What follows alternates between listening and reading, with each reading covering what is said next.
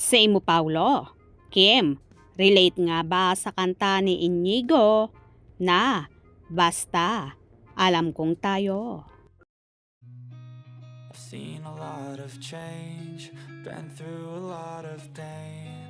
Some things are not the same as they were a year ago, but all will be okay. I move on each and every day. The path. Inurat na naman ang TV host, actress at kapamilya star na si Kim Chiu ng kanyang mga kasamahan sa noontime show na It's Showtime.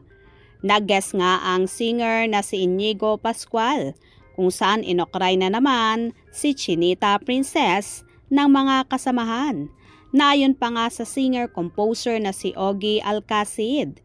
Pinakakanta ka lang naman, Kimi, kung saan nag-sad face pa ang dalaga na alam niyang may ibig sabihin na naman ang mga co-host sa naturang awitin na yon. Kalauna naman ay tumawa na rin ang dalaga. Mo kantahin? Ang alin? Yung kanta niya! Ang title ng kanta Basta ni... alam kong tayo, di ba? Congrats, Kimi! Ay, congrats, Ate Kim!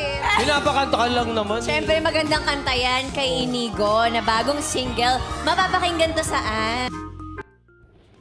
Mukhang nakarelate nga si Chinita Princess sa kanta na yon ni Inigo na titled Basta Alam Kong Tayo.